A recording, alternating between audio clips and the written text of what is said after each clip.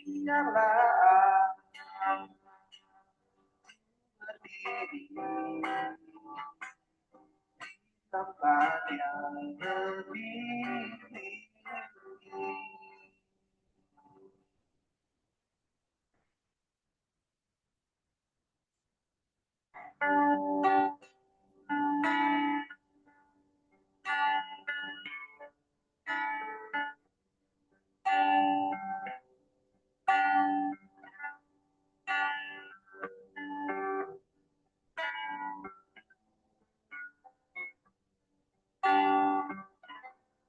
Lepaskan aku kabarkan hal tebusan darah Yesus, karenanya yang penuh kasihan, jadikan aku miliknya.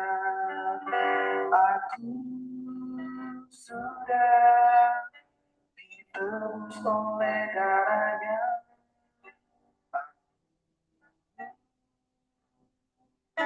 jadi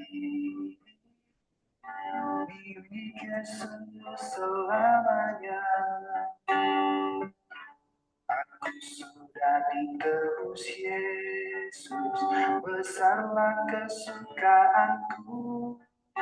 Aku tahu yang terang hadiratnya, selamanya beserta aku. Aku sudah ditebus oleh darahnya, jadi milik Yesus selamanya.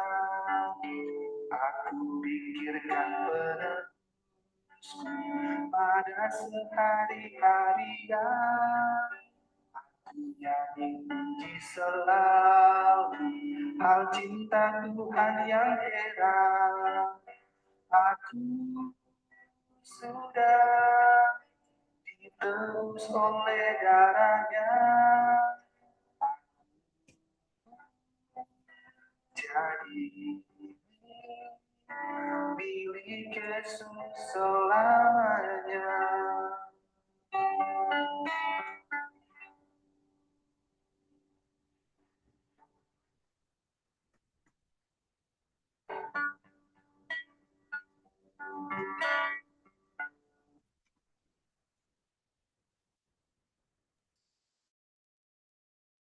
Baiklah, selamat petang lagi kan nih. Dan selamat bergabung bagi semua yang sudah masuk ke dalam Zoom. Dan saya lihat Pastor Iri sudah bersama dengan kita. Terima kasih banyak Pastor. Minta maaf, banyak penat penat si Pastor nih baru turun flight. And then on the way sudah dia ke penginapan dan sekarang syukur sudah selamat sampai. Terima kasih Pastor karena sudi meluangkan masa bersama-sama dengan kami dalam kursus latihan kepimpinan MIT Master Guide in Training, dan sebenarnya bukan MIT dari Tamparuli saja nih, ada gabungan daripada MIT Mantub, Kyulu, dan saya tidak pasti yang lain, baru 28 orang, mungkin sebab hari ini adalah pembukaan bagi Voice of Youth di Rugading, mungkin ada yang berada di sana. Sebab sebelum ini kami punya kursus yang pertama seramai 64 orang. Oke, jadi terima kasih Pastor. So, kita akan memulakan kita punya kursus kepimpinan dengan tajuk kepimpinan Kristen pada hari ini. So, kita akan mendengar dan menyanyikan lagu pembuka dulu, dan seterusnya minta kesediaan MIT Kenny untuk doa pembuka selepas lagu.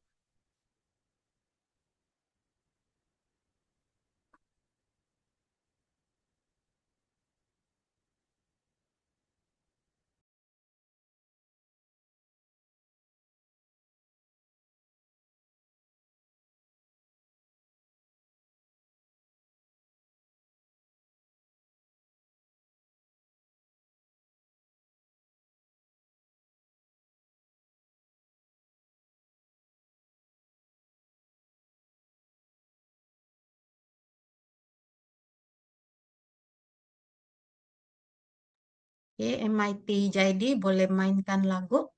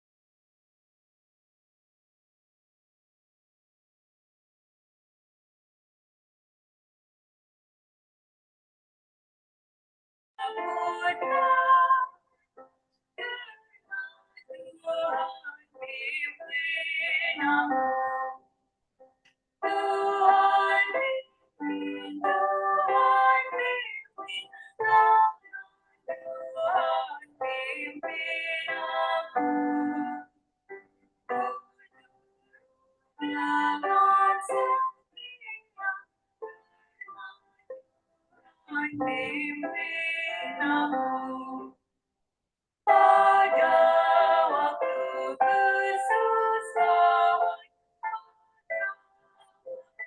kesukaan, aku tetap rasa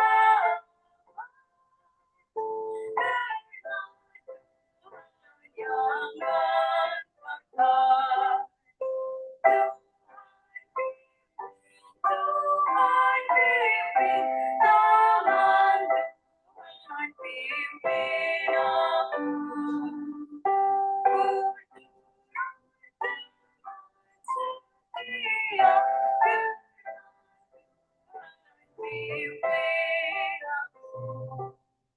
Sungguh lemah aku Tuhan, ku hanya harap padamu.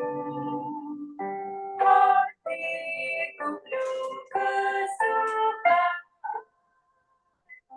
karena Tuhan pimpin aku. Tuhan pimpin, Tuhan pimpin, tangan Tuhan pimpin aku. Dengan setia karena Tuhan pimpin aku. Bila kerjaku habis dan aku sudah lelah, tidak ku takut mampu bila ku tiba di seberang. Tuhan pimpin, Tuhan pimpin, tangan Tuhan pimpin aku. Ku setia Tuhan pimpin aku.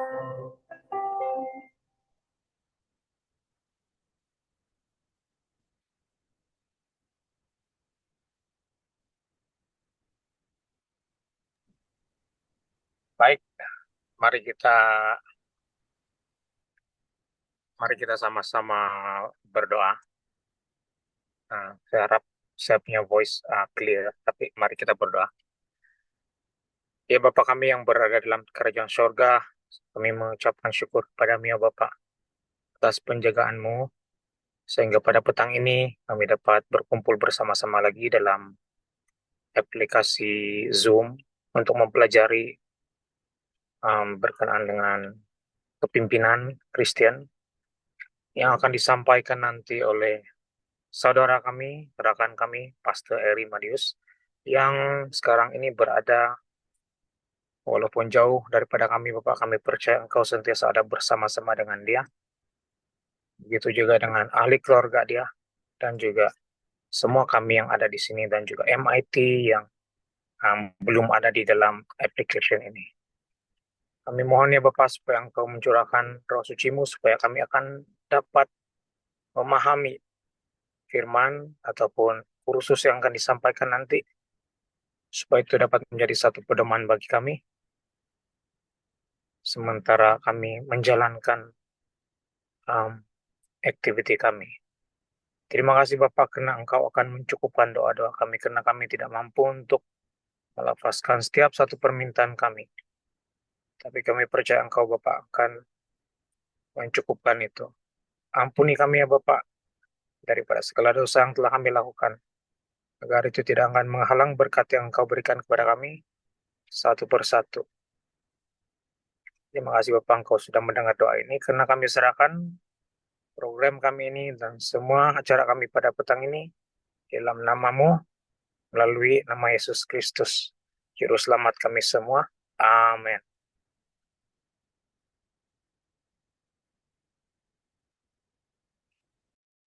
Amin. Terima kasih kepada MIT Kenny karena sudah memimpin kita dalam doa pembuka sebentar tadi.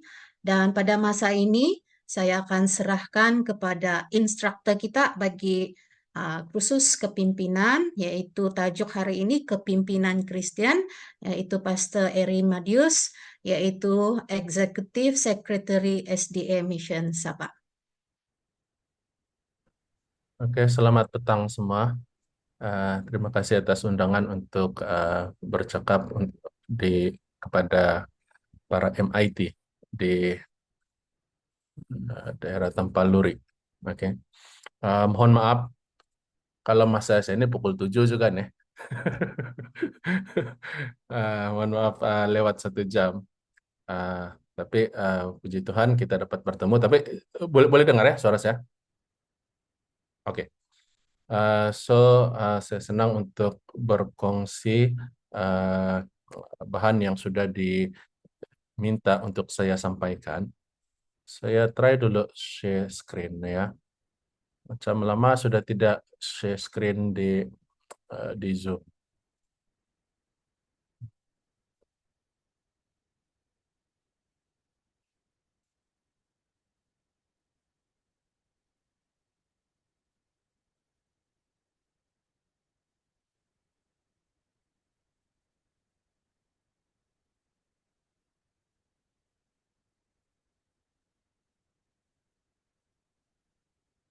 Oke.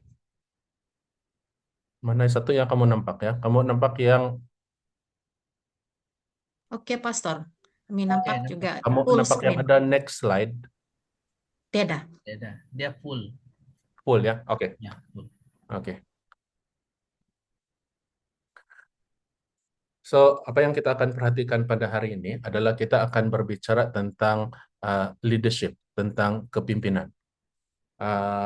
Kita akan perhatikan macam mana kepimpinan itu dilihat di luar lingkungan gereja Kristen terlebih dahulu. Kemudian kita akan melihat definisi kepimpinan juga dan beberapa perkara lain. Saya pikir ada 5 bahagian yang kita akan lihat. Tapi kita akan coba buat semudah yang mungkin dan seringkas yang mungkin, supaya tidak terlalu banyak, kalau terlampau banyak information pun bukan juga semua akan dapat ditangkap. So mari kita lihat kepada yang bahagian yang pertama ini dahulu. Kita lihat apa statement tentang kepimpinan yang sekarang diperkatakan, terutamanya di dalam gereja-gereja Kristen. Saya ambil satu beberapa koleksi tulisan-tulisan yang mana menerangkan tentang kepimpinan, dan di sana disebut tentang ringkasan tentang bagaimana pemimpin di dalam kepimpinan itu sendiri. Mari kita baca yang ini.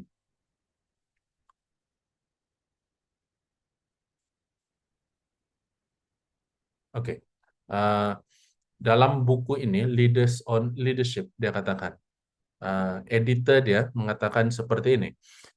Gereja Kristen di Amerika, dia sebut di Amerika sebab kebanyakan bahan yang kita ada itu kita lihat daripada yang di Amerika. Tetapi saya pikir walaupun kita sebut ini di Amerika, saya pikir dia hampir tepat juga di mana-mana bahagian di dalam dunia ini.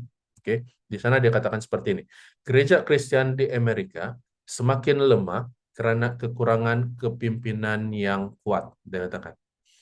Jadi gereja-gereja kita dia sebutkan adalah tidak kuat sebab kurangnya kepimpinan, dia katakan. Oleh itu, dia katakan gereja kehilangan pengaruhnya walaupun mempunyai peluang dan sumber yang banyak. So ini tepat bagi gereja kita juga, yang mana kita ada banyak peluang dan kita ada banyak sumber untuk digunakan.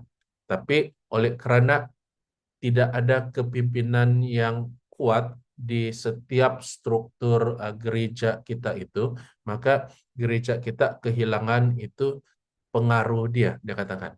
Dan sebab utama yang disebutkan ialah bahwa kurangnya kepimpinan, kurangnya orang-orang yang boleh menjalankan posisi kepimpinan, kurangnya orang yang ada, bukan kurang orang yang ada kebolehan memimpin, tetapi mereka tidak dapat mempraktis, menjalankan itu kepimpinan itu sendiri. So ini keadaan yang berlaku tentang kepimpinan di dalam gereja-gereja kita, dan saya katakan tadi ia juga tepat di dalam gereja kita sekarang. Okay? Ramai orang tetapi pemimpin adalah kurang, pemimpin yang boleh menjalankan kapasiti kepimpinan itu. Jadi oleh sebab itu kita perlu orang-orang yang boleh memimpin ini agar mereka tahu bagaimana untuk memimpin. Oke, memimpin dengan baik. So, mari kita lihat kepada bahagian yang pertama, apakah definisi kepimpinan. Saya open 2 definisi kepimpinan untuk kita. Sudah tentu ada banyak definisi kepimpinan, tetapi untuk meringkaskan ini, tidak pergi terlalu luas dia punya subjek dia, maka kita kasih gerak kepada 2 saja. Oke. Dua definisi kepimpinan. Yang pertama, kepimpinan dikatakan adalah menggerakkan orang lain kepada suatu sasaran yang dikongsi bersama oleh pemimpin dan pengikut. Oke, kamu perhatikan saya garis bawah 3 perkara. Oke, pertama adalah menggerakkan, kemudian sasaran dan pengikut, dia katakan.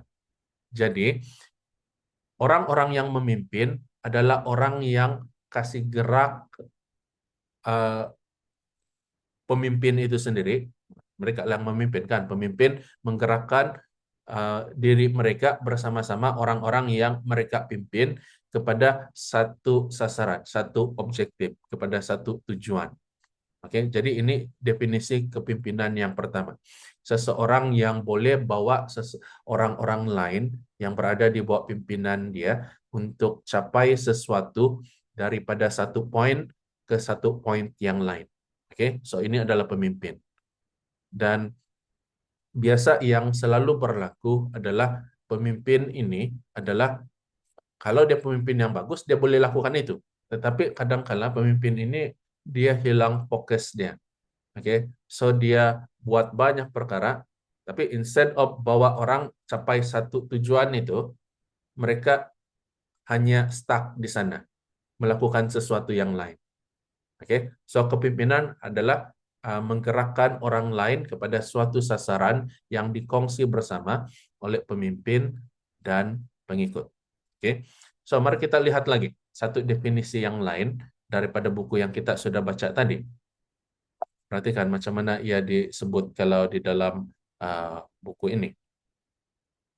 Dikatakan kepimpinan ataupun pemimpin adalah seseorang yang mengamalkan kurnia rohaninya di bawah panggilan Tuhan untuk melayani sekelompok orang tertentu untuk mencapai sasaran yang telah diberikan kepada mereka untuk memuliakan Kristus. Oke, so kamu perhatikan dia hampir sama macam yang tadi, dia punya definisi. Cuma saja sekarang, instead of hanya bercakap tentang sesuatu yang general, dia masukkan perkara-perkara yang kita kenal di dalam gereja, di dalam gereja. Contoh dia katakan ada kurnia rohani dia. Oke, tadi tidak sebut tentang kurnia rohani. Kemudian ada panggilan Tuhan. Kemudian dia sebut lagi tentang melayani sekelompok orang-orang tertentu. Yang tadi dia hanya sebut pengikut saja, tanpa ada menyatakan bahwa pemimpin itu melayani mereka. Oke. Jadi kamu lihat macam mana di dalam buku ini dia memberikan definisi yang bukan hanya satu yang umum, tetapi dia berikan itu di dalam kacamata sesebuah gereja. Oke. Jadi seseorang pemimpin itu adalah seorang yang mengamalkan kurnia rohani dia. Jadi kepimpinan itu adalah suatu kurnia rohani. Bukan semua orang ada kurnia rohani sebagai pemimpin. Ada orang yang kurnia rohani dia adalah mengikut pemimpin itu sendiri, dan sangat bagus dalam mengikut pemimpin itu. Ada orang yang dia tidak boleh jadi pengikut, dia adalah pemimpin. Jadi ini kurnia-kurnia rohani ini yang berbeza-beza. Jadi ada orang yang boleh jadi pemimpin, ada orang yang boleh jadi pengikut. Jadi perlu ada orang yang memimpin yang mengikut itu. Ini sama seperti apa yang firman Tuhan katakan bahwa kita semua bukan mata, dia katakan. Ada yang bagian-bagian tubuh yang lain. Oke, jadi ini kurnia-kurnia rohani ini. Kemudian melayani sekelompok orang tertentu untuk capai sasaran. Nah, notice ini macam mana dia kasih pusing itu bukan hanya sasaran tertentu, tetapi sasaran yang telah diberikan kepada mereka untuk memuliakan Kristus. Oke. So bila kita bercakap kalau dalam konteks pelayanan belia, maksudnya kita katakan bahwa kita memimpin orang-orang muda agar mereka tidak lari daripada gereja dan kemudian mereka dibawa kepada satu keadaan di mana mereka sentiasa melihat kepentingan untuk ada Tuhan, ada Kristus di dalam kehidupan mereka. Oke. Jadi sasaran apapun dia punya sasaran, dia punya ultimate objektif adalah agar kita dapat memuliakan Kristus. Oke. So ini saya katakan definisi kepimpinan kalau kita mau melihat itu secara Kristen. Oke, definisi kepimpinan. So kita sudah lihat bagian yang pertama untuk presentation pada petang ini, yaitu apa itu definisi kepimpinan. Saya mau bawa kita masuk ke dalam bahagian kedua, gaya kepimpinan, style of leadership. Oke. Jadi ada beberapa cara bagaimana kepimpinan itu dijalankan. Kita akan lihat 3 saja, oke, pada petang ini. Dan daripada 3 itu sebenarnya saya coba untuk kasih rangkum banyak perkara di dalam yang 2 yang pertama ini. Oke, dan kita akan pergi lihat yang ketiga ini, yang kita mau fokus pada petang ini. Jadi mari kita lihat yang pertama, yaitu kepimpinan konservatif. Oke, kalau daripada nama saja pun kita sudah tahu kepimpinan konservatif ini adalah yang nama lain bagi konservatif adalah tradisional. Kepimpinan tradisional, kepimpinan yang dulu-dulu, cara bagaimana orang dulu-dulu memimpin. Oke. Dan banyak perkara yang kita boleh katakan bila kita sebut tentang kepimpinan tradisional, kepimpinan konservatif. Kita boleh mulakan dengan katakan bahwa pada waktu-waktu yang lalu, kepimpinan biasanya diterajui oleh para lelaki. Jarang ada wanita yang memimpin pada waktu-waktu yang lalu. Sangat kalau pemimpin-pemimpin yang daripada wanita ini kita boleh kenal, boleh ingat nama-nama mereka kalau dalam sejarah, sebab tidak ramai. Jadi kepimpinan pada waktu-waktu yang lalu lebih diterajui oleh orang-orang lelaki. Dan kalau dalam Alkitab sekalipun, kalau kita melihat dia punya cara hidup itu lebih kepada apa yang kita panggil sebagai masyarakat paternal. Oke, yang bergantung kepada itu bahagian bapa, bukan kepada itu bahagian ibu itu sendiri. Kalau kita lihat, malah dalam Alkitab sendiri kalau kita lihat bila mana salasila disebutkan, yang biasa disebutkan adalah itu lelaki. Ya.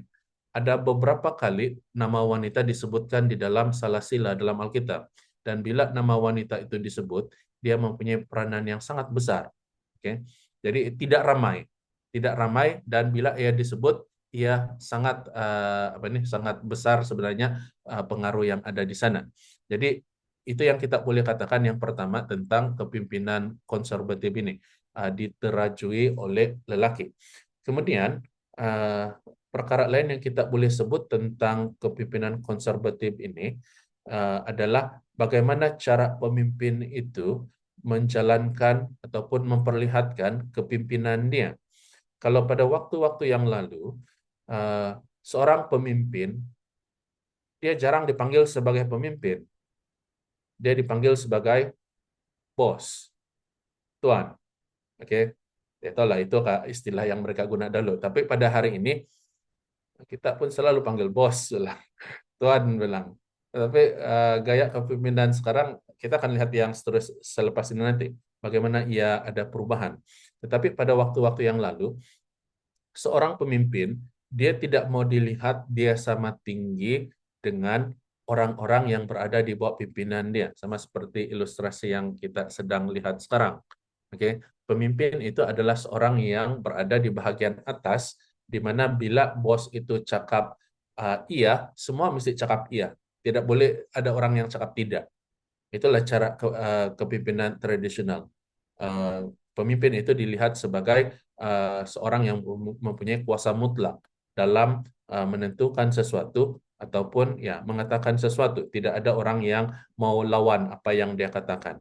Jadi ini adalah kepimpinan tradisional, kepimpinan konservatif.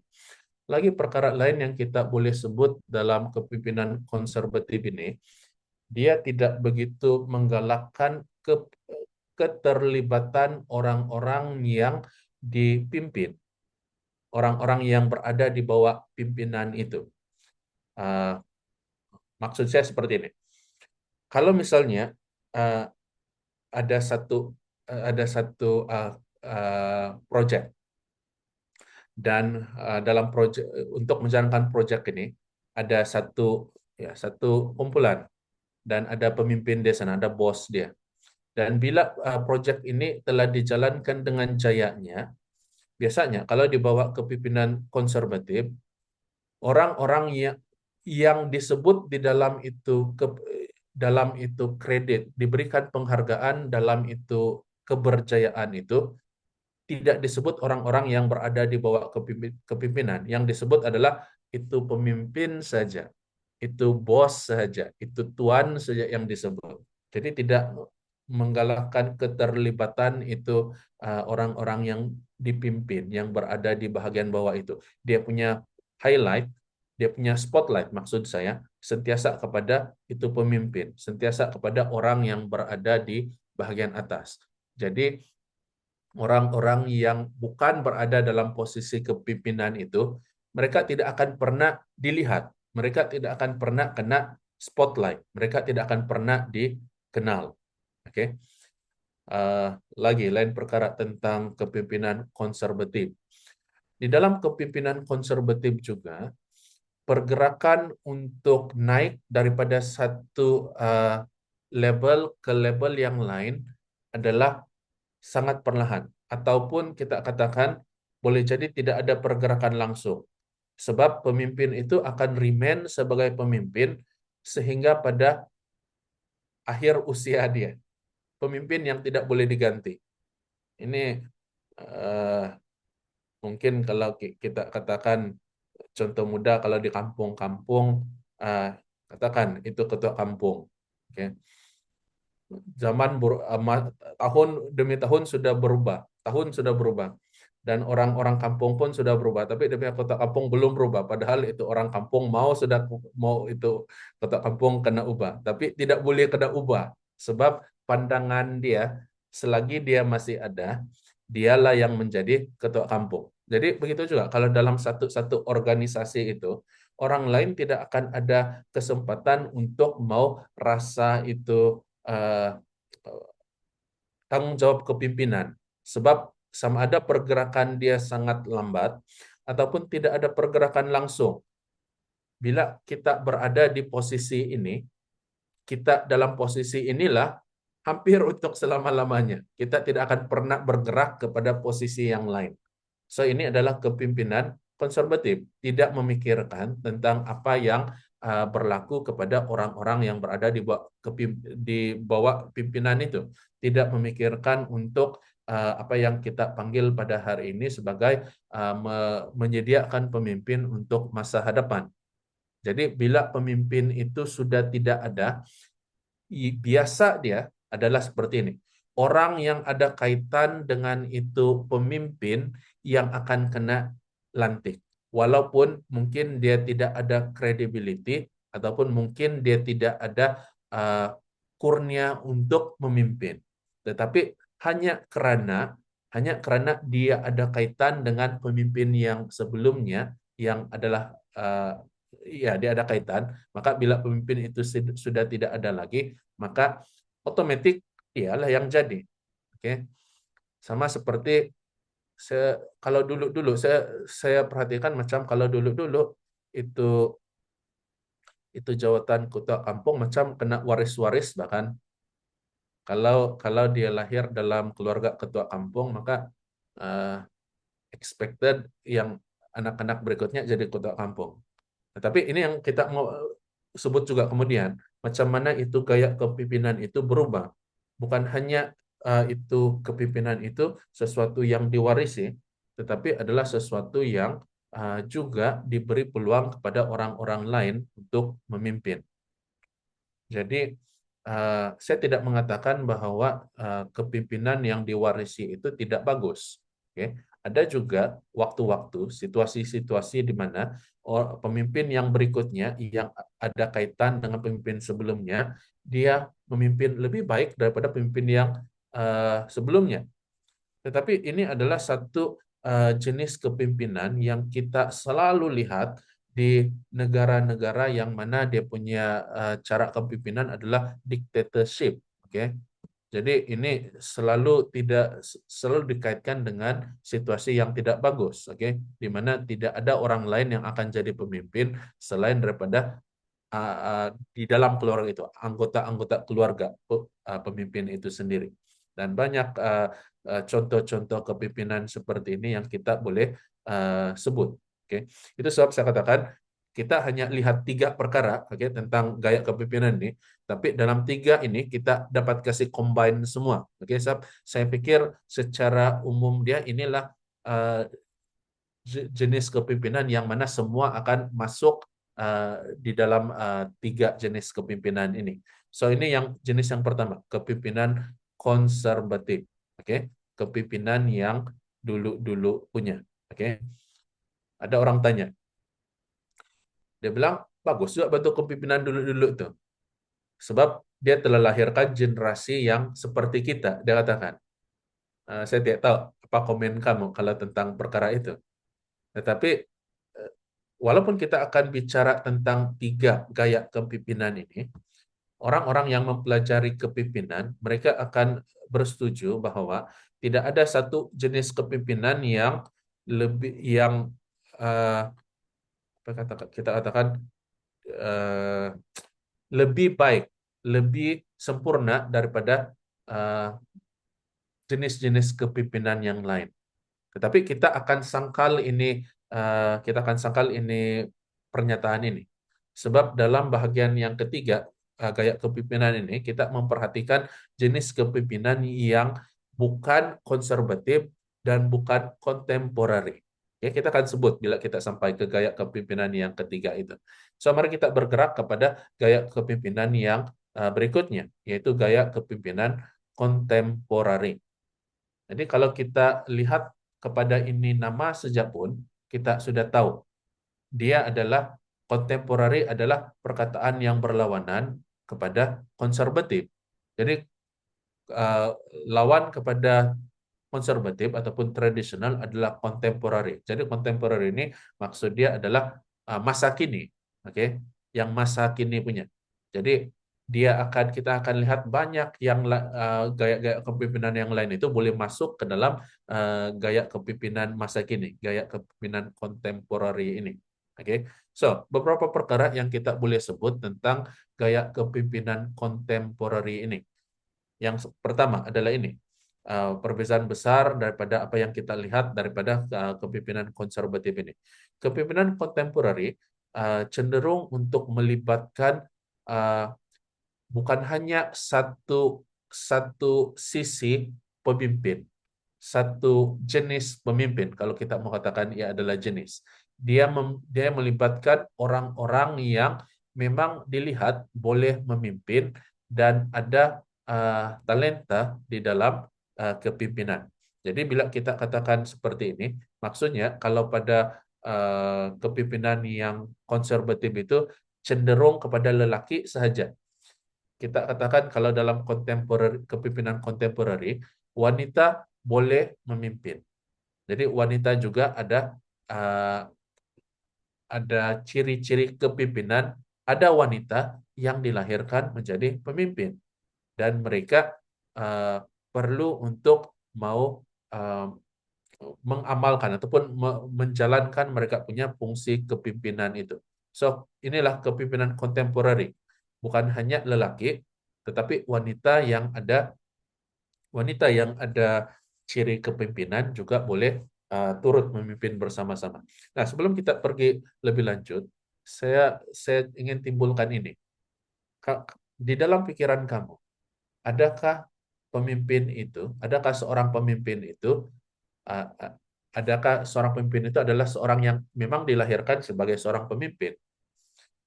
Ataupun seorang pemimpin itu boleh belajar kepimpinan dan menjadi seorang pemimpin yang baik? So, ada debate di antara dua pernyataan ini. Dia katakan pemimpin adalah born leaders, orang-orang yang dilahirkan sebagai pemimpin. Memang dari kecil pun nampak sudah gaya kepimpinan dia. Tapi ada orang yang tidak ada gaya kepimpinan, tetapi dia boleh belajar untuk jadi pemimpin. Dan boleh jadi pemimpin yang sama bagus dengan orang-orang yang dilahirkan dengan itu kepimpinan itu sendiri. Maksud saya seperti ini. Ada orang, bila kita cakap kurnia rohani, ada orang yang tidak belajar vokal pun, memang dia sangat bagus menyanyi. Taruhlah apa lagu pada dia pun, bagilah dia apa lagu sekalipun, dia boleh nyanyi dengan bagus. Tapi ada orang, dia memang suara, dia tidak pandai menyanyi. Tapi bila dia belajar bagaimana untuk menyanyi, bila dia belajar vokal, dia juga boleh menyanyi dalam cara yang sama seperti orang yang ada suara yang bagus tadi. Oke, tapi tidak juga kita sangkal bahwa memang ada orang yang kalau dia belajar macam mana pun, macam saya lah, belajar macam mana bagus pun menyanyikan, tidak juga pandai-pandai menyanyi. Seperti itu. Jadi ada yang boleh belajar menjadi pemimpin, tetapi memang ada yang dilahirkan sebagai pemimpin, ada yang boleh belajar untuk jadi pemimpin, tetapi ada juga orang yang belajar macam mana pun bukanlah dia punya panggilan di sana. Oke, so kenapa saya timbulkan ini?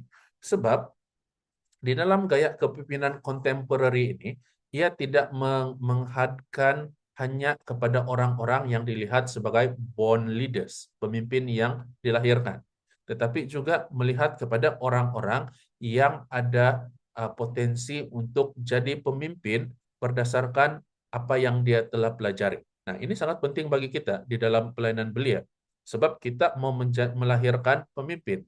Maksudnya kita mau menjadikan pemimpin daripada orang-orang muda kita. Jadi kita tidak hanya lihat orang-orang yang dilahirkan sebagai pemimpin, barulah kita ada gaya kepemimpinan yang sedia ada, barulah kita lantik mereka sebagai pemimpin.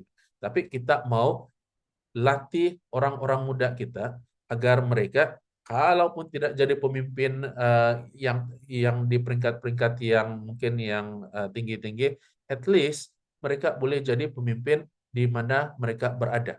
Orang-orang yang boleh bawa orang lain untuk, ingat tadi kita punya definisi kepemimpinan kalau dalam secara Kristen itu, untuk suatu sasaran yang memuliakan Tuhan.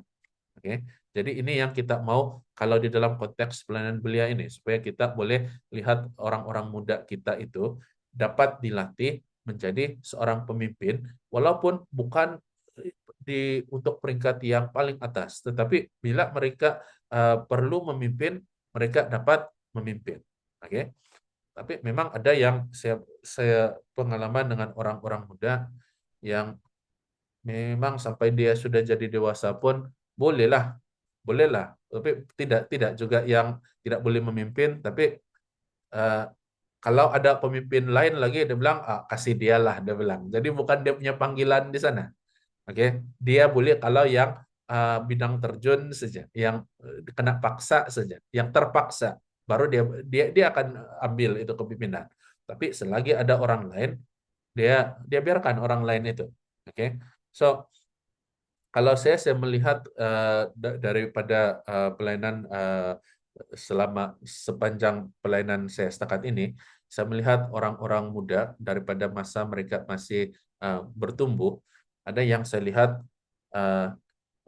mereka ini boleh jadi pemimpin atau tidak. Mereka ini kelihatan dapat memimpin atau tidak. Tapi orang-orang yang saya expect boleh memimpin, sudah tentu dia boleh memimpin juga. Tetapi saya expect dia boleh jadi pemimpin dalam gereja, tapi akhirnya yang saya lihat yang lain yang jadi pemimpin di gereja, yang ini boleh juga jadi pemimpin di tempat-tempat yang lain. Oke, tapi di dalam gereja tidak begitu menonjol kepimpinan dia. Jadi ini yang kita lihat dalam kepimpinan kontemporeri ini, itu kepimpinan dapat diserapkan kepada orang-orang lain juga, terutama yang kita mungkin berpikiran bahwa mereka ini macam tiada gaya kepimpinan. Tapi bila mereka belajar bagaimana untuk memimpin, mereka pun boleh jadi salah satu daripada pemimpin, terutama pemimpin di dalam gereja, yang kalau kita bicara tentang konteks gereja, konteks pelayanan belia. Jadi ini yang kita boleh bicara tentang kepimpinan kontemporeri ini. Lagi satu sudut dalam kepimpinan kontemporeri, kalau dalam kepimpinan konservatif, kalau itu ada kejayaan yang telah dicapai oleh itu organisasi ataupun itu pasukan, itu bos yang paling kena sebut nama dia, itu bos lah yang kena puji-puji. Orang lain tidak kena puji. Tapi kalau dalam kepemimpinan kontemporeri, itu kejayaan itu dikongsi bersama. Oke, itu sebab kita lihat pada hari ini bila sesuatu organisasi itu, bila sesuatu kejayaan itu dicapai, dia tidak katakan, oh ini presiden yang buat ini, oh ini bos yang buat ini, tidak. Tapi dia kasih share itu kredit kepada orang lain. Ini telah dibuat oleh ini, kemudian bahagian ini telah dibuat oleh ini, dan sama-sama kejayaan itu telah dicapai, dia katakan. So, perhatikan macam mana kepimpinan masa kini ini, kepimpinan kontemporeri ini, dia punya tren berubah daripada hanya fokus spotlight kepada satu orang, yaitu pemimpin, itu bos. Tetapi sekarang dia spotlight kepada semua orang. Semua orang merasa terlibat, semua orang merasa dia sebahagian daripada itu kejayaan yang sudah dicapai. Oke. Saya pikir kamu boleh gambarkan perkara-perkara yang lain tentang ini kepimpinan kontemporeri ini. Tetapi secara dasar dia adalah kepimpinan konservatif dan kepimpinan kontemporeri ini berbeza. Oke, berbeza daripada sudut macam mana ia dijalankan. Apa expectation dia. Oke, dia berbeza daripada sudut itu. Tapi satu perkara yang harus kita terima pada hari ini adalah bahwa kita punya dunia ini bergerak daripada kepimpinan konservatif kepada kepimpinan kontemporeri. Oke.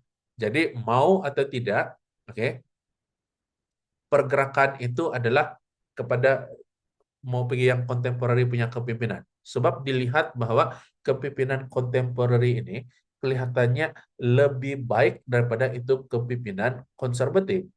Oke.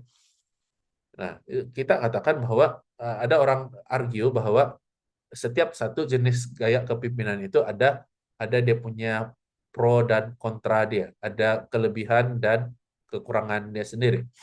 Tapi saya pikir dewasa ini ramai yang akan bersetuju bahwa kepemimpinan kontemporer itu lebih bagus daripada kepemimpinan konservatif. Oke?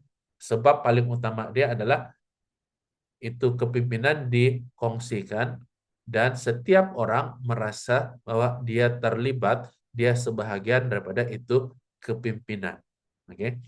Saya pikir itu kunci utama dia kenapa dilihat bahwa kepemimpinan kontemporer itu, kepemimpinan masa kini itu lebih bagus daripada kepemimpinan pada masa-masa yang lalu. Lebih banyak keterlibatan orang-orang lain, bukan hanya fokus kepada kepemimpinan satu orang saja.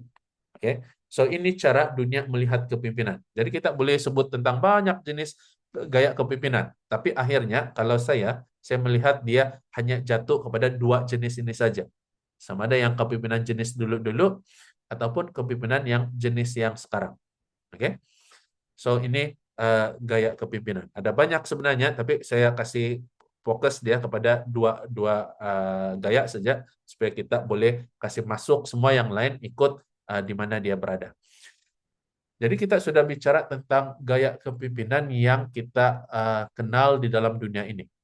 Jadi kita mau bicara tentang gaya kepemimpinan, satu jenis gaya kepemimpinan yang tidak ramai orang ketahui. Sudah tentu kita orang-orang Kristen kita tahu ini gaya kepemimpinan. Tetapi sampai mana kita tahu ini gaya kepemimpinan pun mungkin masih lagi ada yang perlu lebih banyak yang kita tahu tentang ini. Jadi apa yang saya maksudkan adalah ini gaya kepemimpinan Alkitabiah. Oke. Jadi kalau kita pikir gaya kepemimpinan kontemporer itu lebih baik daripada gaya kepemimpinan konservatif yang sebelum-sebelum ini, saya katakan tadi, saya mau sangkal itu.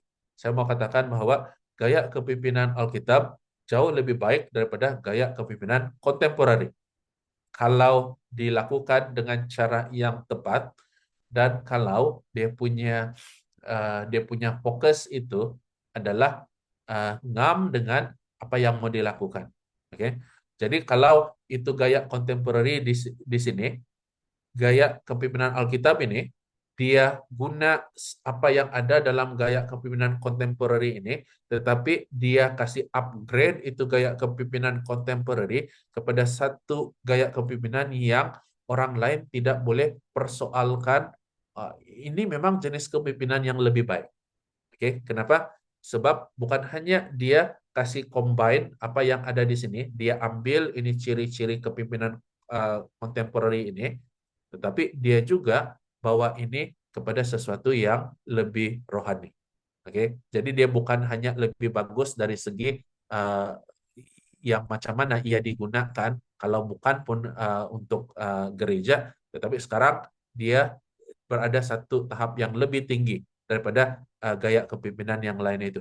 Perhatikan macam mana Alkitab beritahu kepada kita, meringkaskan kepada kita tentang gaya kepemimpinan yang disebut dalam Alkitab ini. Dalam buku Markus 10 ayat 43 dan ayat 44 mengatakan seperti ini. Tidaklah demikian di antara kamu.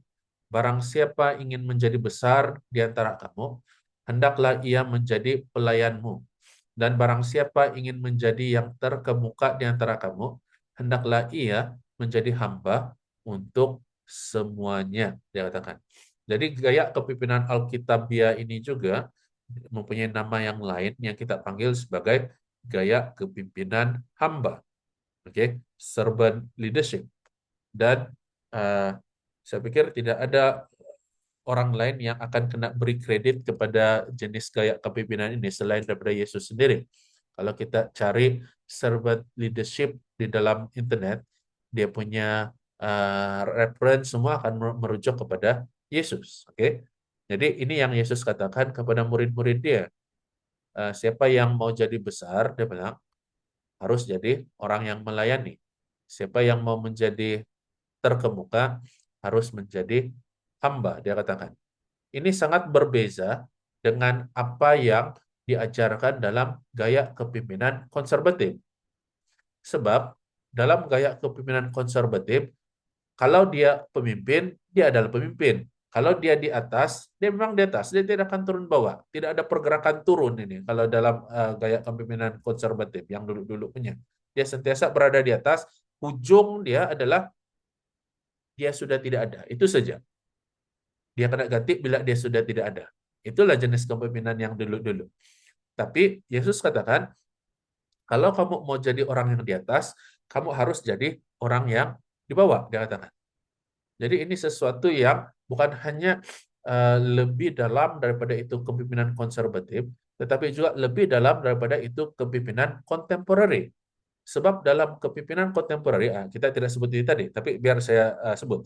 Dalam kepemimpinan kontemporeri, para pemimpin yang ada selalu membahasakan dia punya orang-orang yang dipimpin itu bukan dia punya pengikut-pengikut, tetapi rakan sejawatan dipanggil.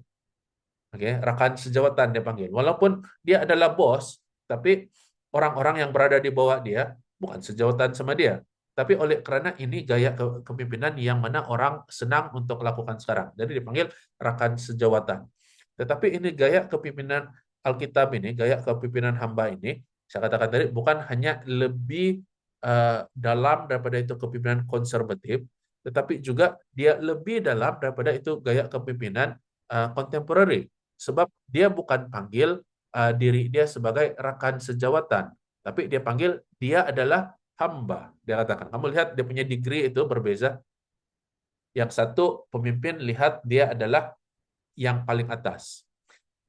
Yang satu lagi kayak pimpinan lihat kita semua sama ini. Kita bekerja bersama-sama, dia bilang. Tapi dalam gaya kepemimpinan Alkitab, perhatikan dia bilang siapa yang memimpin, dia yang di bawah. Saya tolak kamu ke atas.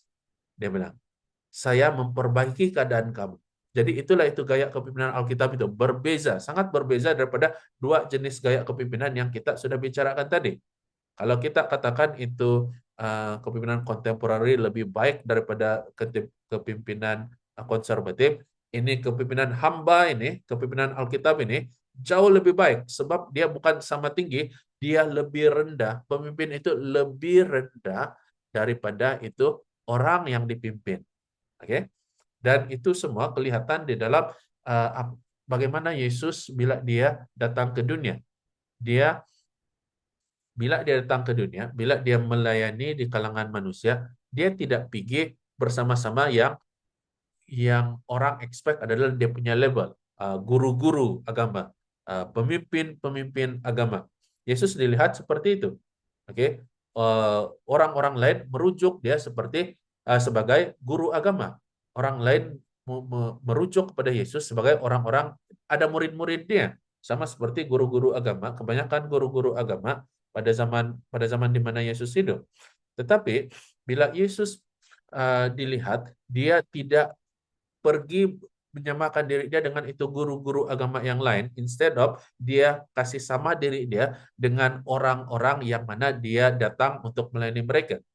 Dan satu perkara yang sangat jelas adalah bila mana Yesus pergi bersama-sama, pergi kepada orang-orang yang terpinggir.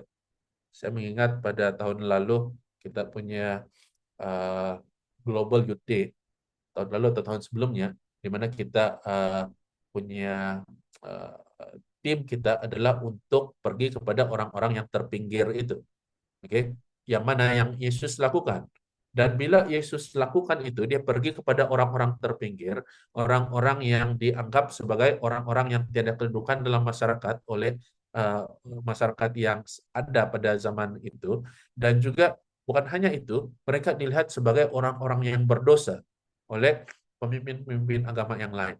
Jadi bila Yesus pergi bersama-sama dengan mereka, menyamakan diri dengan orang-orang seperti ini, maka guru-guru agama yang lain bertanya, kenapa guru kamu makan bersama orang-orang ini? Kenapa guru kamu duduk bersama orang-orang ini? Kenapa guru kamu mau dilihat bersama-sama dengan orang-orang ini?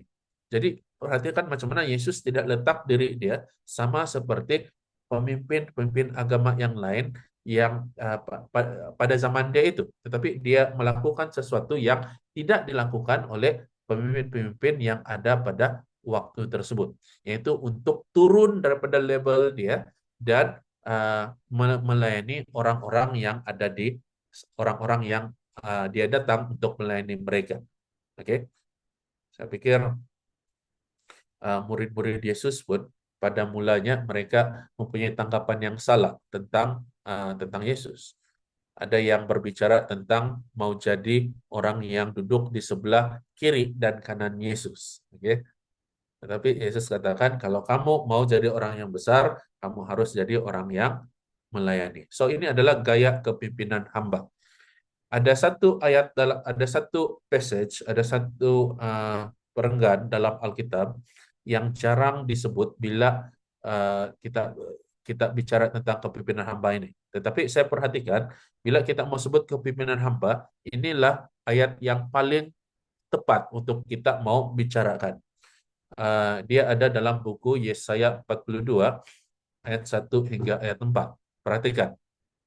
Dalam Yesaya 42 ayat 1 hingga ayat 4, dia, kalau kamu lihat bagian ayat Alkitab yang ini, dia punya tajuk itu di atas, dia itu adalah hamba Tuhan, dia katakan. Dia memberikan gambaran tentang bagaimana itu hamba Tuhan. Jadi hamba Tuhan ini adalah pemimpin, kan? Yang pemimpin adalah hamba. Jadi macam mana ini hamba Tuhan memperlihatkan diri dia, begitulah pemimpin harus memperlihatkan diri dia juga. Oke? Perhatikan, Yesaya 42 ayat 1 hingga 4. Saya sudah mudahkan ini dengan kasih highlight ini warna kuning, yang mana perkara-perkara yang kita mau lihat, yang kita mau jadikan point dia. Perhatikan, ayat yang pertama dikatakan, lihat itu hambaku yang kupegang, orang pilihanku, yang kepadanya aku berkenan. Bahagian pertama ayat itu disebut hambaku yang kupegang. Jadi maksud dia, hamba ini, pemimpin ini, dia ada dia bersandar kepada Tuhan. Oke, Tuhan pegang dia bersandar pada Tuhan.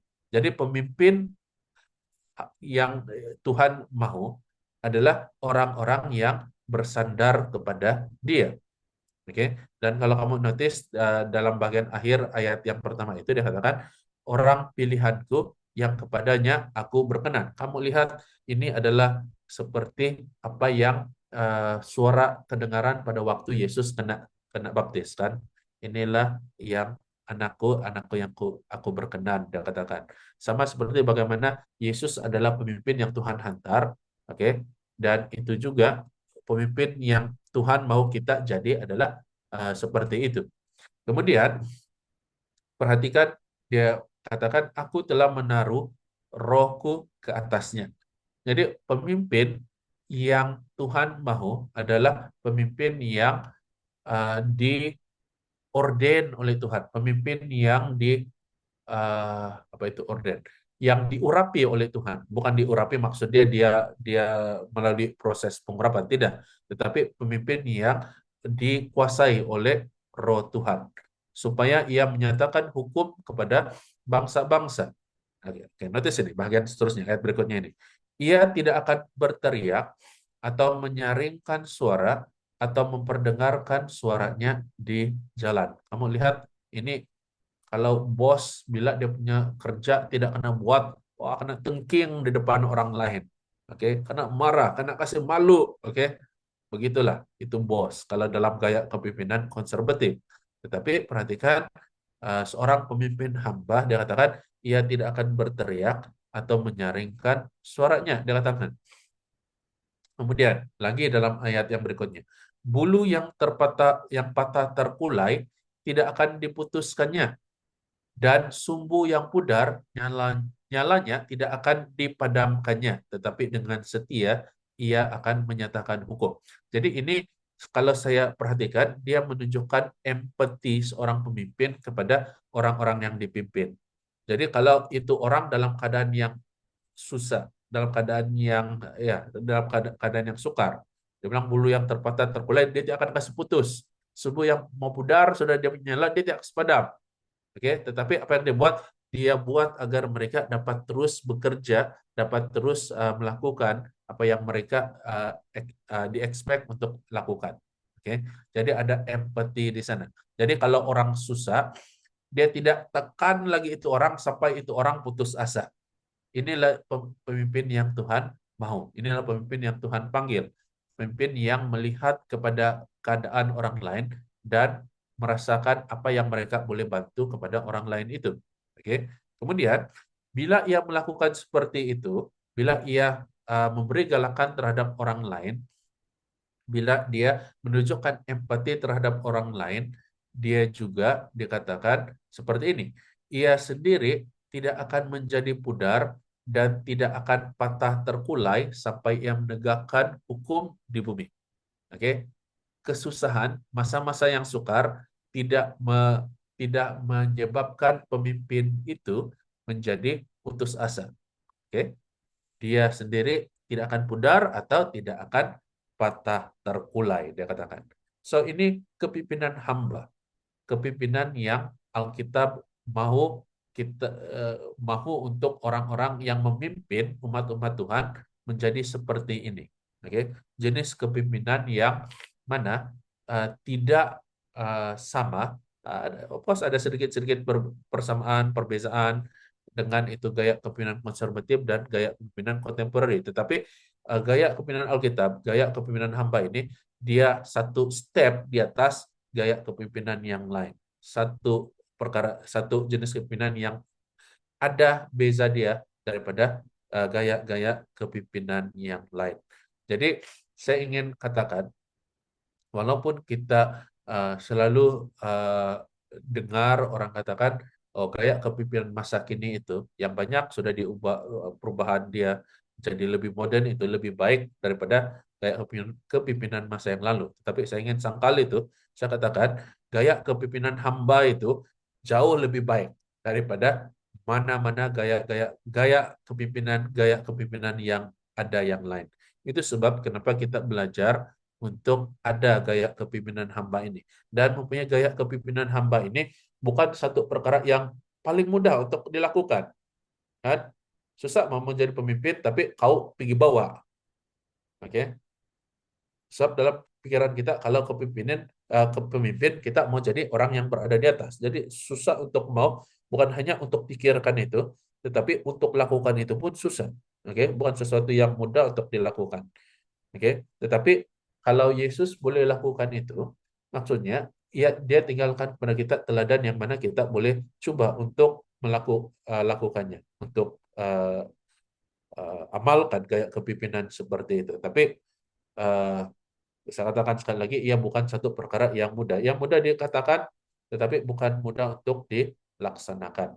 Oke? So, 3 gaya kepemimpinan. Gaya kepemimpinan konservatif, gaya kepemimpinan kontemporeri, dan gaya kepemimpinan Alkitab. Jadi di antara 3 ini, yang kita mau embrace, yang kita mau ada dalam kita punya kepemimpinan adalah yang nomor 3, gaya kepemimpinan Alkitab itu. Sudah tentu yang daripada 2 yang pertama itu, kita juga belajar daripada kelebihan dan kekurangan setiap satu gaya kepemimpinan itu, dan coba memperbaiki mana satu yang kita akan hadapi nanti. Oke? So, kita masuk ke dalam bahagian kedua terakhir. Ada 2 bahagian saya lagi. Bahagian yang kedua terakhir ini adalah isu-isu dalam kepimpinan. Oke? So, kita adalah pemimpin-pemimpin belia. Kita adalah bakal-bakal pemimpin. So, bila kamu habiskan, kamu punya kelas master guide kamu, oke? Jangan pikir bahwa kamu, saya dapat itu title master guide saja.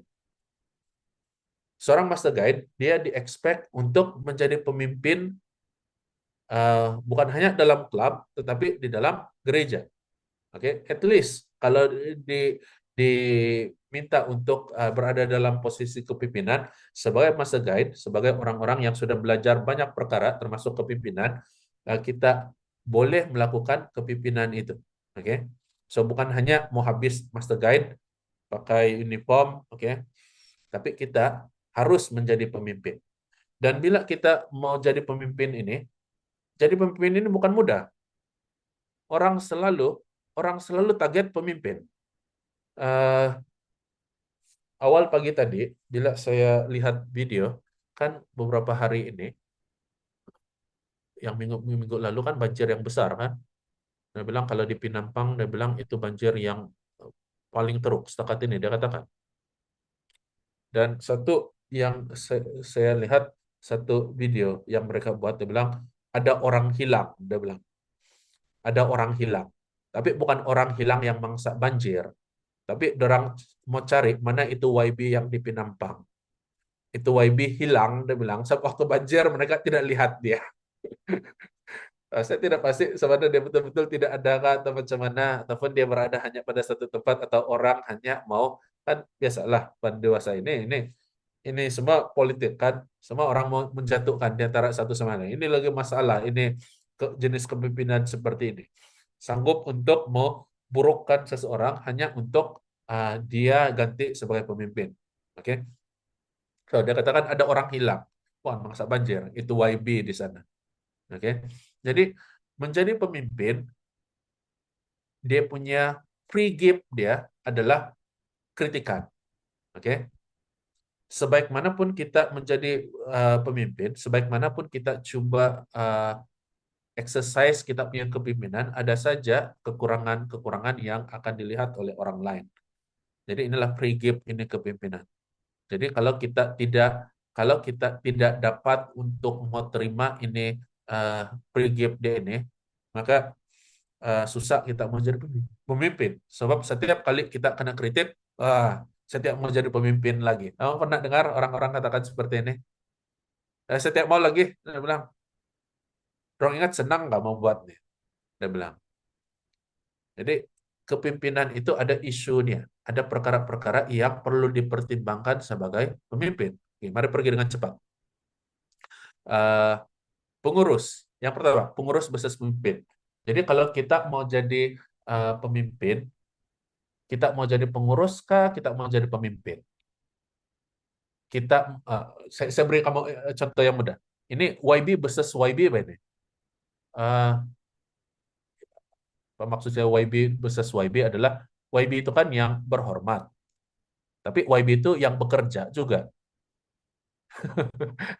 Jadi kamu mau jadi yang berhormat, sebagai pemimpin kita mau jadi yang berhormat ataupun mau jadi yang bekerja.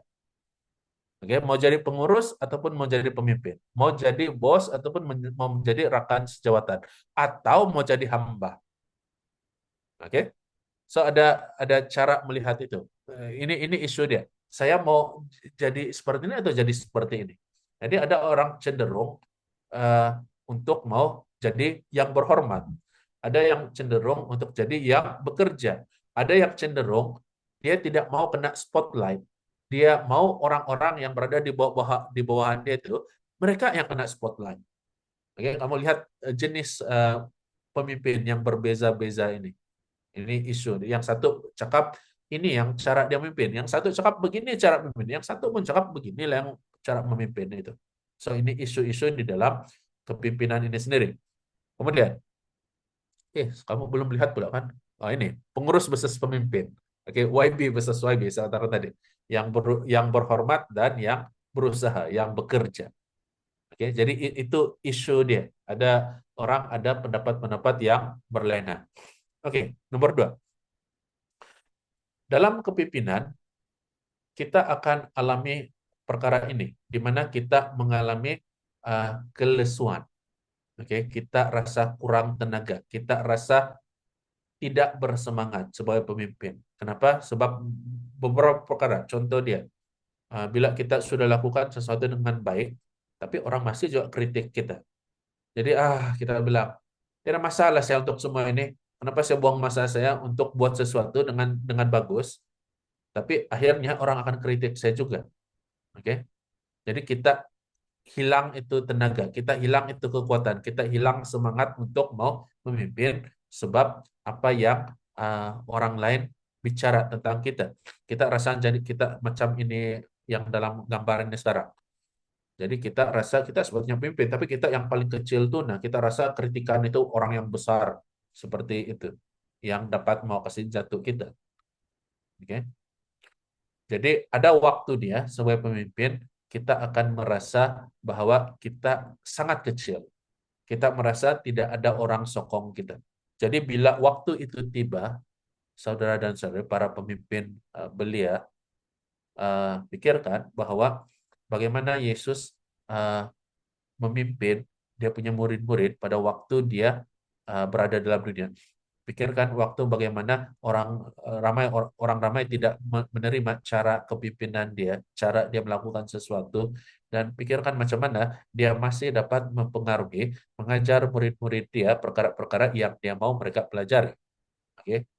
Ada waktu-waktu di mana kita melihat Yesus dia pergi bersendirian untuk mendapatkan kekuatan untuk perkara-perkara yang dia hadapi. Jadi kalau Yesus juga mengalami perkara itu, pasti kita juga mengalami perkara itu di mana orang mengkritik kita. Oke. So, mari kita pergi lagi dengan cepat ke bagian yang berikutnya, mendelegasi. Satu masalah ramai pemimpin adalah ini. Mereka takut ada orang yang lebih cekap sebagai pemimpin daripada mereka. Jadi bila mereka takut orang lain akan kelihatan sebagai pemimpin yang lebih cekap daripada mereka, mereka tidak kasih chance orang lain untuk memimpin. Oke, inilah masalah dia. Dan banyak pemimpin yang jatuh di dalam perangkap ini. Oleh sebab itu, orang tidak mau train pemimpin baru. Oke, ini masalah besar. Pemimpin baru tidak ada. Tidak ada pemimpin yang mau ganti, yang next. Oke. Jadi orang bertanya, macam mana kita mau pimpin pemimpin yang baru? Satu cara dia adalah dengan mendelegasikan tanggung jawab kepimpinan itu. Oke. Supaya mereka bukan ambil alih kita punya tugas kepimpinan, tetapi mereka belajar untuk melakukan tugas kepimpinan itu.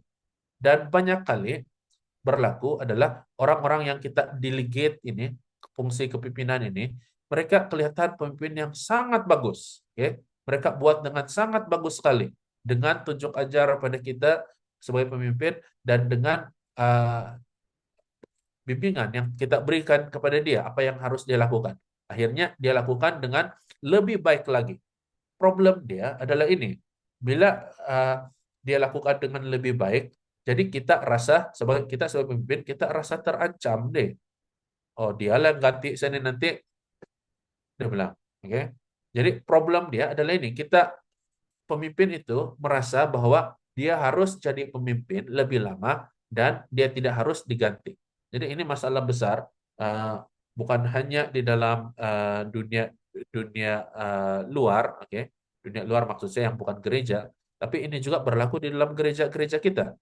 Di mana kita tak merasa takut kalau ada orang yang dapat ganti kita di tugas-tugas kita. Ya, itulah sebab ada orang yang tidak mau kena ganti tugas dia. Ini saya mohon maaf sebut ini. Tapi ada gereja-gereja yang mana kita dengar dia bilang itu elder tidak mau kena ganti, dia bilang. Ini masalah dia. Bukan ini. Kadang-kadang ini pengarah-pengarah ini yang di pemimpin kita yang di atas pun seperti itu. Oke. Kalau sekarang ini kan bagi kamu yang tidak tahu, saya beritahu kamu. Kalau sekarang ini adalah 1 tahun lagi sebelum itu sesi pemilihan. Dan tahun inilah di mana para pemimpin akan coba untuk memperlihatkan sebaik mungkin kepimpinan dorang supaya bila ada pemilihan pada tahun hadapan itu mereka masih selamat di dalam kepimpinan mereka. Sorry itu saya rekan-rekan sejawatan saya. Ini kalau dalam gereja kita mereka katakan, kamu tahu itu lagu yang kalau yang awal-awal pemilihan itu mereka nyanyi wherever you send me Lord I will go, dia bilang. Oke. Manapun kenyataan mau pergi. Tapi kalau yang kalau yang mau dekat-dekat habis sudah tempo kepimpinan dia nyanyi itu lagu yang I shall not be moved, dia bilang. Saya tidak mau kena pindah, dia bilang.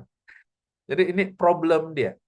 Bila kita merasakan ada orang lain yang lebih baik daripada kita, kemudian kita rasa terancam, jadi kita merasa bahwa saya tidak mau ajar lagi lebih ramai orang, saya tidak mau delegate lagi itu kerja, nanti saya kena ganti, dia bilang, nanti saya kena tukar, dia bilang. So ini problem bukan hanya di dunia luar, tetapi di dalam gereja kita.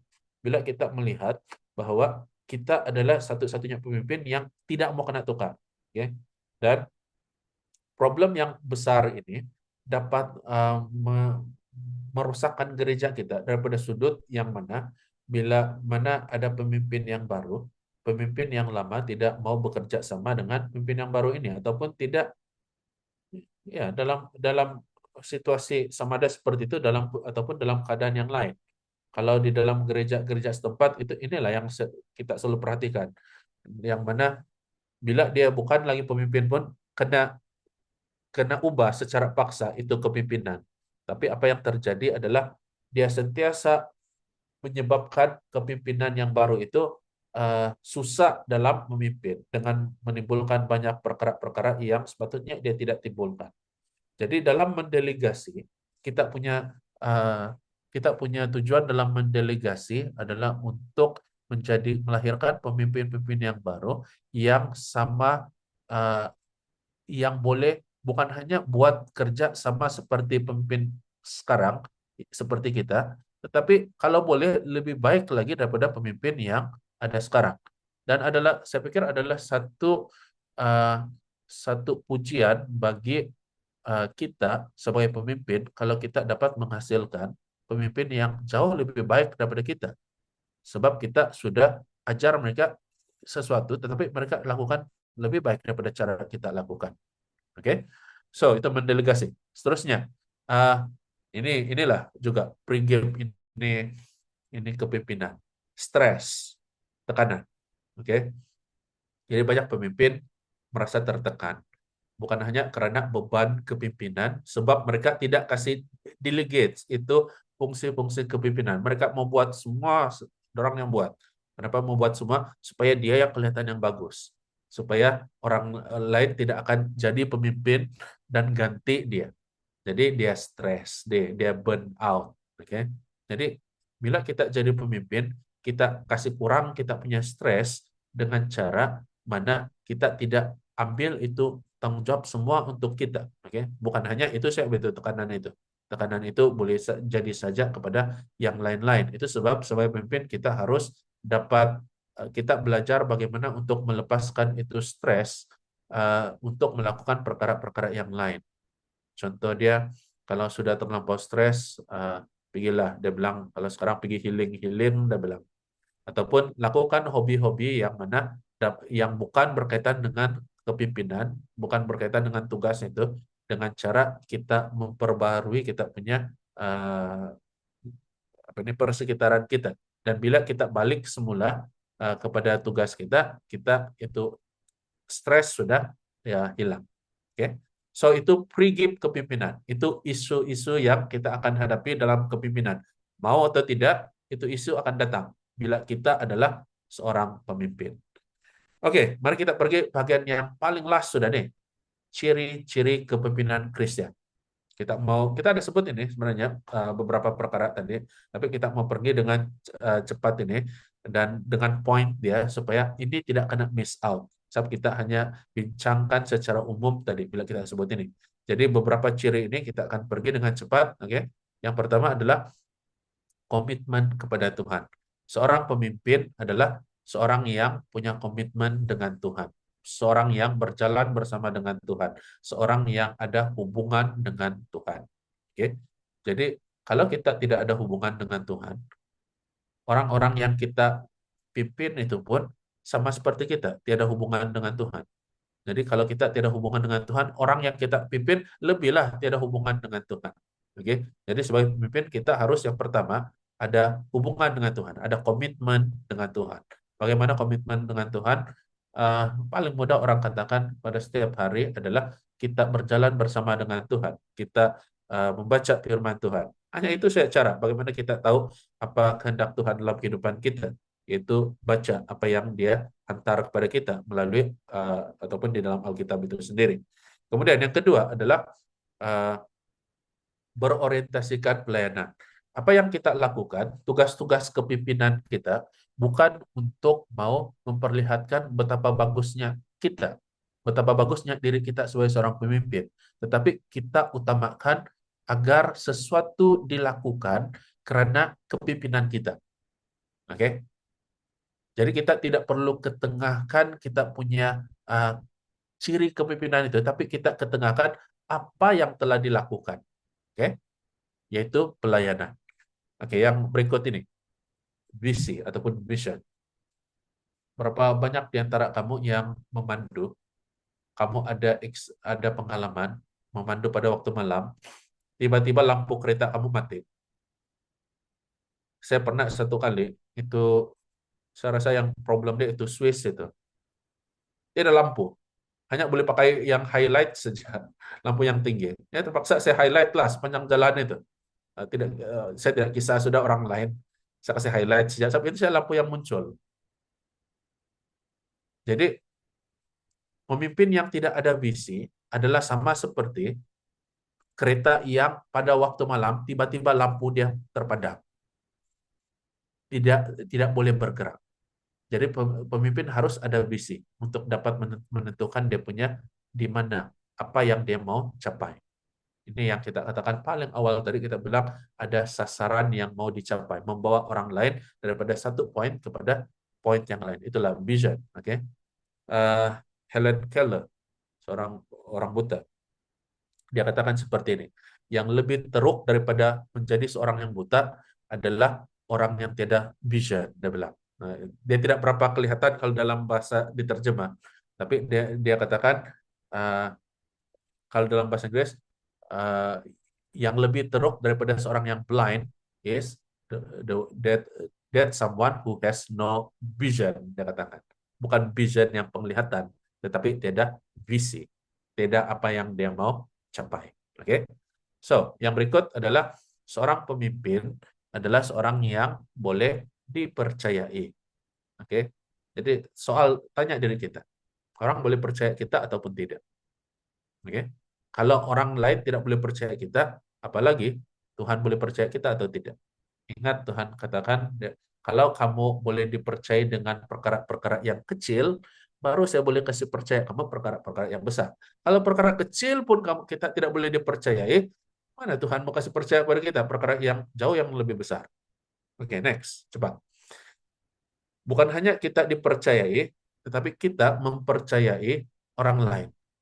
Berapa banyak di antara kita sebagai pemimpin, kita bagi itu tugas kepada kita bagi tugas kepada orang, kita delegate lah, kita bilang.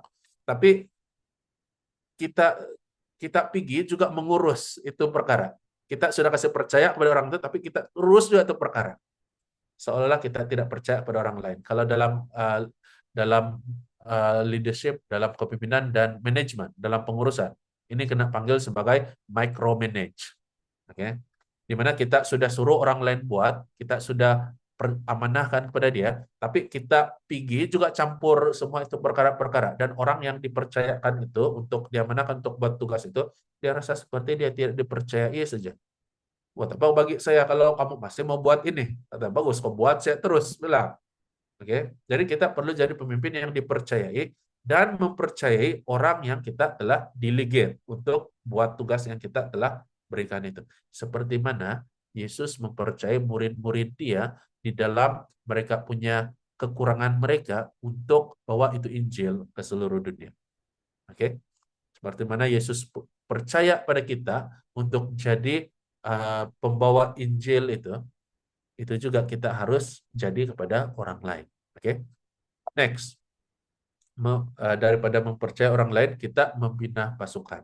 Jadi sebagai pemimpin kita harus bina orang lain yang berada di bawah kita, yang kita pimpin.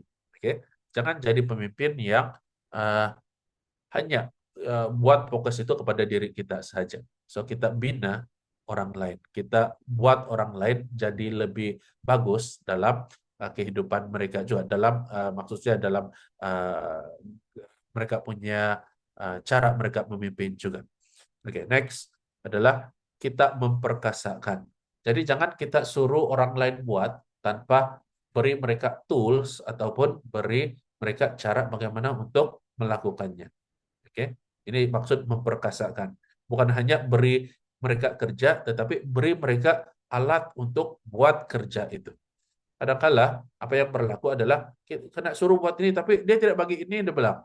Contohlah, dia suruh buat kerja-kerja di komputer, tapi komputer pun tidak kena bagi. Pergilah cari komputer sendiri, dia bilang.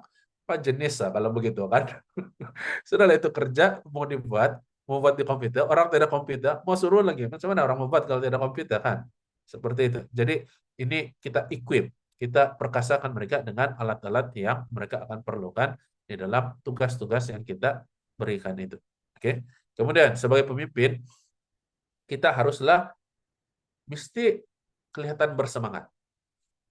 Ya, jangan memimpin yang kamu lah pemimpinnya hari bilang tidak semangat di pemimpin bilang. Jadi kalau pemimpin tidak semangat, maka orang-orang yang dipimpin pun tidak ada semangat dia. Jadi harus jadi pemimpin yang bersemangat dan harus jadi pemimpin yang berminat untuk menyelesaikan masalah. Bukan kalau ada masalah timbul mau cari siapa yang salah. Ini apa nih? Masalah besar ini. Even di dalam gereja kita. Bila sudah ada masalah kan, kita punya fokus bukan untuk kasih selesai itu masalah. Kita mau cari lagi siapa yang salah. Oke, so ini problem yang kita harus hindari. Saya pikir ini bukan hanya dalam gereja kita, dalam keluarga kita. Kadang-kala ini saya punya tendensi juga ini. Kadang-kadang banyak waktu. Ini tendensi saya. Oke, bila ada masalah kan, saya mau cari dulu siapa yang salah. Apa yang salah? Apa yang tidak kena di sini sampai jadi seperti ini? So, kita mau jadi pemimpin yang kasih selesai masalah. Bukan mau cari itu siapa yang salah. Ada beza mencari punca masalah daripada mencari orang yang dipersalahkan. Jadi saya banyak waktu saya bersalah nih dalam hal ini. Oke. Dalam pikiran saya, siapa yang buat ini sampai dia jadi begini? Saya bilang. Jadi saya berminat mau cari siapa yang salah. Di mana yang sepatutnya yang perlu dibuat adalah untuk mau cari itu punca masalah, mengenal itu punca masalah dan selesaikan itu masalah. Jadi jangan jadi seperti saya. Jangan ambil saya punya tendensi saya, kecenderungan saya, oke? Tapi belajar untuk lihat punca masalah dan juga selesaikan masalah itu. Kemudian sebagai seorang pemimpin kita harus dapat berkomunikasi dengan orang-orang yang kita pimpin. Oke, jangan karena mereka punya masalah-masalah yang terlalu berlilit-lilit kan, cemana lagi sama tolong kau ini, saya tidak tahu lima cara mau tolong kamu. Bagus kau jangan lagi berada di sini lah bilang. Oke, kita tidak dapat berkomunikasi pun dengan mereka. Oke, orang-orang yang kita bekerja bersama-sama itu, orang-orang yang berada di bawah kepemimpinan kita. Kemudian, satu yang paling penting adalah ini. Sebagai pemimpin, kita harus jadi agen perubahan yang dapat berubah daripada satu keadaan kepada keadaan yang lain. Saya beritahu dengan singkat, saya beritahu seperti ini. Kalau kita gagal untuk dapat mengubah diri kita, bukan mengubah yang setakat mengubah diri kita, tetapi maksud saya adalah bergantung kepada keadaan kita boleh berubah-ubah, bertukar pikiran kita, di mana kita mau buat seperti ini, tapi karena keadaan seperti ini kita sanggup untuk buat perkara yang lain. Kalau kita tidak dapat melakukan perkara seperti ini, kalau kita tidak mau berubah, kalau kita tidak dapat alami perubahan itu, saya pikir kita akan jadi pemimpin yang tidak relevan pada zaman kita, pada zaman ini. Sebab generasi-generasi yang selepas generasi kita ini sentiasa mau melihat perubahan-perubahan yang baik, perubahan-perubahan yang dapat membawa mereka daripada satu poin yang lebih ini kepada poin yang lebih baik. Jadi kalau kita tidak dapat kita bukan agen perubahan, kita tidak cenderung untuk terima perubahan, ataupun kita langsung tidak mau terima perubahan, maka kita akan jadi pemimpin yang tidak relevan. Kalau melalui proses pemilihan, maka kita tidak akan dipilih lagi. Sebab dia pakai yang dia punya saja. Dia tidak boleh berubah. Dia tidak boleh terima apa yang orang lain katakan. So ini maksud dia dengan menjadi agen perubahan. Kemudian pemimpin juga harus adalah seorang pemimpin yang teratur, seorang yang efisien, dan seorang yang kompeten. Maksud saya kompeten adalah bukan yang mau bersaing, oke? Tetapi seorang pemimpin yang sentiasa diingini untuk mau jadi pemimpin. Dia tidak mau jadi pemimpin, sudah pun kan, kamu pilihlah orang lain, sebab orang lain pun perlu belajar dari pemimpin. Tapi karena dia sangat kompeten, dia tidak mau jadi pemimpin pun, orang lantik juga dia sebagai pemimpin. Ini pemimpin yang kita mau. Bukan pemimpin yang sentiasa promote diri dia. Oke, pemimpin yang dia pemimpin juga begitu. Tapi oleh karena dia tidak kena pilih, dia mau kasih letak diri dia kepada posisi-posisi kepemimpinan itu sendiri. Dia mau buat itu. Oke, itu bukan kompeten, itu self promotion. Oke, orang tidak mau dia ada di sana, tapi dia sendiri letak diri dia ada di sana. Oke, kita tidak mau jadi pemimpin seperti itu. Kita mau jadi pemimpin yang mana kalau kita sudah mau beri kesempatan kepada orang lain, ataupun kita mau ya biar orang lain merasa jadi pemimpin, tapi orang lain mau kita berada di sana, at least untuk mau membimbing pemimpin yang baru ini. Sebab kita adalah pemimpin yang kompeten, pemimpin yang sentiasa diingini oleh orang-orang yang mau dipimpin itu. So jadilah seorang pemimpin yang teratur, seorang pemimpin yang cekap dan sentiasa diingini oleh orang-orang yang lain. Oke, kita sampai yang paling last sudah deh. Oke, last sudah deh. Kalau kita berhenti bertumbuh, maka kita akan berhenti bertumbuh, kita akan berhenti untuk menjadi pemimpin. So, pemimpin, expectation dia adalah dia sentiasa mengalami perubahan-perubahan itu. Dia sentiasa mengalami pertumbuhan-pertumbuhan yang menjadikan dia pemimpin yang lebih baik daripada kemarin. Oke. Jadi kalau kita tidak mau berubah, sudah tidak mau bertumbuh lagi, maksudnya kita berhentilah jadi pemimpin. Oke. Sebab Tuhan pun tidak boleh guna kita kalau kita tidak mau bertumbuh secara pribadi. Kalau tidak ada pertumbuhan, bukan hanya daripada cara kita memimpin, tetapi pertumbuhan daripada berjalan bersama-sama dengan Tuhan. Oke. So saya mau akhiri perkongsian pada petang ini. Malam sudah betul kalau tempat kamu ini 1 jam ahead sudah kamu. Saya ingin akhiri dengan satu dorongan agar kita menjadi pemimpin yang mana bukan hanya orang-orang lain akan senangi kita, tetapi menjadi pemimpin yang mana Tuhan boleh gunakan kita untuk memimpin umat-umat Dia. So dengan dorongan itu saya akhiri perkongsian pada petang ini. Tuhan memberkati kamu semua satu persatu dan selamat malam. Thank you.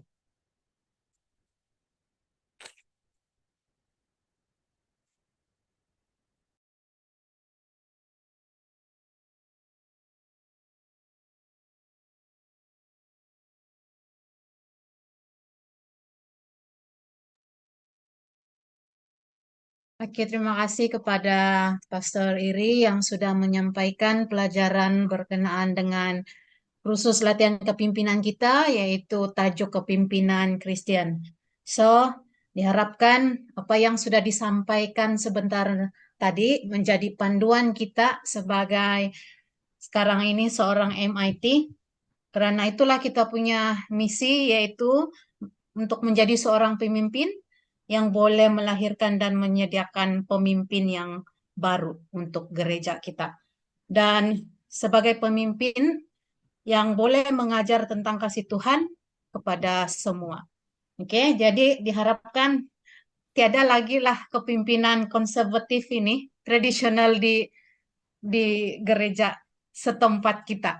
Oke, so terima kasih banyak-banyak pastor, dan saat ini kita akan menyampaikan sijil penghargaan kepada instruktur kita. Boleh nampak saya punya share screen? Boleh. Oke, so ini adalah penghargaan kami, setinggi-tinggi penghargaan dan terima kasih kepada MG Pastor Eri Madius atas sumbangan menjadi instruktur bagi kursus latihan kepimpinan, yaitu tajuk kepimpinan Kristen pada 7 Julai 2024 hari ini, secara dalam talian, yaitu dalam Zoom meeting. Dan sijil ini ditandatangani oleh Pastor Laisonil Juji Lamam, yaitu Youth Director SDA Mission, dan juga MG Sejasmine, yaitu penyelaras Master Guide Daerah Tamparuli. So terima kasih Pastor banyak-banyak. Saya percaya si Pastor ini masih penat lagi, setidak tahu dia sudah makan kah selepas sampai di penginapan tadi. Terima kasih banyak Pastor.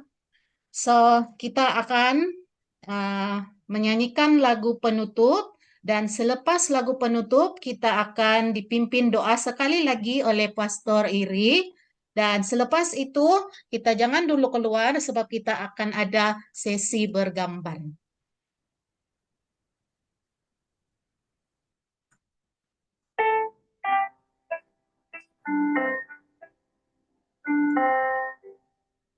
Tuhan pimpin sepanjang jalan, aman senang hatiku, dan hilanglah ketakutan. Tuhan pimpin aku, Tuhan pimpin, Tuhan pimpin, Tuhan pimpin aku. Tuhan setia, Tuhan pimpin aku. Pada waktu kesusahan, kesukaran, tak rasa Tuhan yang mengangkat. Tuhan pimpin, Tuhan pimpin, tangan Tuhan pimpin aku. Tuhan setia, karena Tuhan pimpin aku. Sungguh lemah aku, Tuhan, hanya harap padamu. Hatiku penuh kesukaan, karena Tuhan pimpin aku. Tuhan pimpin, Tuhan pimpin, tangan Tuhan pimpin aku. Ku turut dengan setia, karena Tuhan pimpin aku. Bila kerjaku habis dan aku sudah lelah, tidak ku takut mampu bila ku tiba di seberang. Tuhan pimpin, Tuhan pimpin, tangan Tuhan pimpin aku.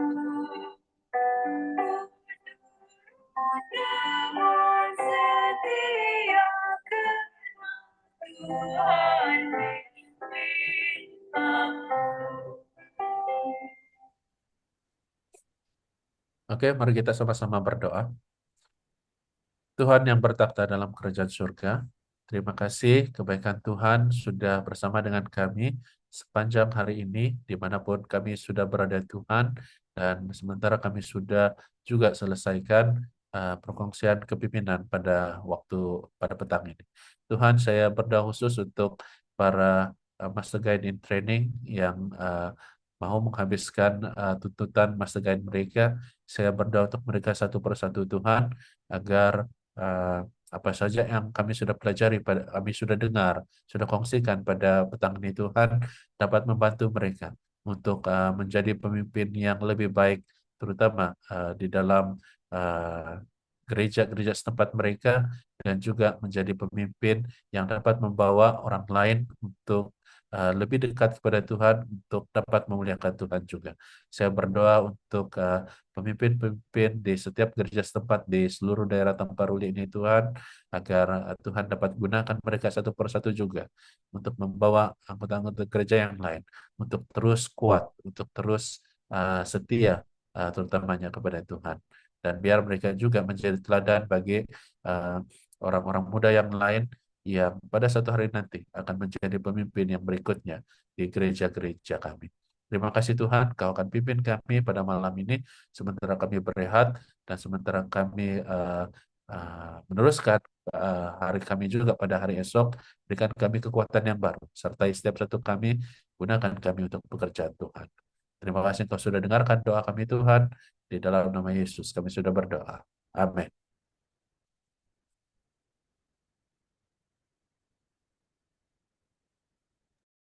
Oke, amin. Terima kasih kepada semua yang hadir pada hari ini. Saya nampak paling tinggi tadi adalah 38.